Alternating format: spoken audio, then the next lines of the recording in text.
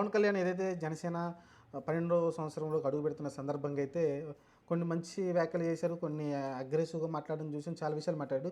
కానీ దీని గురించి అయితే తమిళనాడు రీసెంట్‌గా ఒక పార్టీ పెట్టిన విజయ్ తెలిసిందే కదా! హీరో విజయ్, తలపతి విజయ్ అంటారు అతన్ని. అతనైతే కొన్ని సంచలన వ్యాఖ్యలు చేశారు. పవన్ కళ్యాణ్ చేసిన వ్యాఖ్యలపైన అయితే తీవ్రంగా ఖండించారు.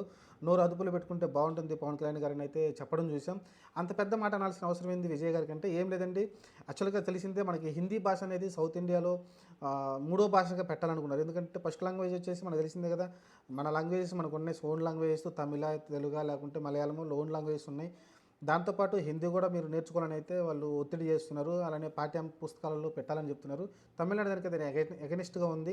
ఇంగ్లీష్ ఓకే, మా సొంత భాష ఓకే గానీ హిందీ నేర్చుకోవాల్సిన అవసరం మాకేంటి? మాకు హిందీతో పనేంటి అనేది వాళ్ళైతే ఆ ధోరణిలో ఉంటారు. స్టాలిన్ కావచ్చు, మిగతా పార్టీలు కూడా అట్నే ఉంటాయి.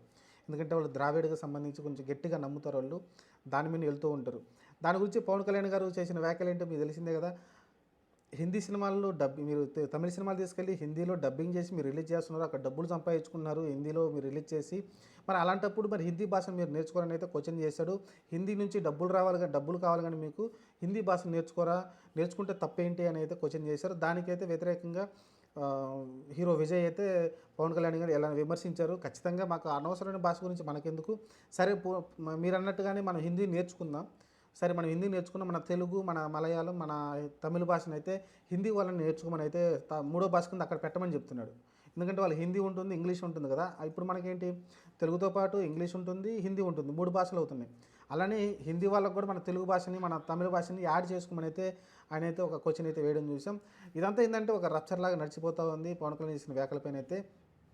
దీన్ని హిందీ నేర్చుకోవాలనేది ఇంగ్లీష్ అయితే మస్ట్ అండ్ షుడ్‌గా నేర్చుకోవాలి. ఎందుకంటే విదేశాలు వెళ్ళాలన్నా, ఎక్కడికి వెళ్ళాలన్నా కంపెనీస్ అన్నీ కూడా ఇంగ్లీషు ఉంటుంది. కానీ హిందీ అంత పర్టిక్యులర్‌గా అవసరం లేదు నాకు తెలిసి.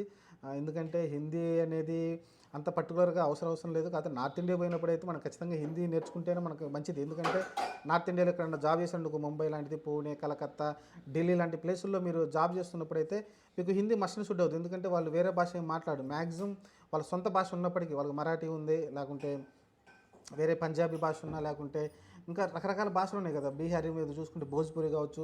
ఇలా రకరకాల భాషలు ఉన్నప్పటికీ వాళ్ళు హిందీ మాట్లాడతారు. ఫ్లూయెంట్‌గా హిందీ మాట్లాడతారు కాబట్టి హిందీ మాట్లాడితే నార్త్ ఇండియాకి వెళ్ళి మనం సర్వే అవ్వగలం. ఏదైనా జాబ్ చేయడానికి దేనికైనా అవసరం పడుతుంది కాబట్టి హిందీ నేర్చుకుంటే తప్పులేదు. కానీ దాన్నైతే వీళ్ళు తీవ్రంగా వ్యతిరేకిస్తున్నారు. తమిళన్స్ అయితే చూడాలి మరి. స్టాలిన్ వ్యతిరేకించాడు. అలానే విజయ్ వ్యతిరేకించారు. దీని గురించి మరి పవన్ కళ్యాణ్ ఎలా కౌంటర్ ఇస్తాడో చూడాలి. విజయ్ అయితే స్ట్రాంగ్‌గానే చెప్పాడు దీని గురించి. మీరు దాన్ని కొంచెం మాతృభాషను అనేది మీరు తప్పు, మీరు అలా మాట్లాడమని అయితే పవన్ కళ్యాణ్ అయితే గట్టిగానే కౌంటర్ ఇచ్చారు విజయ్ అయితే. మరి దీనిపైన జనసేన పార్టీ ఎలా స్పందిస్తుందో చూద్దాం.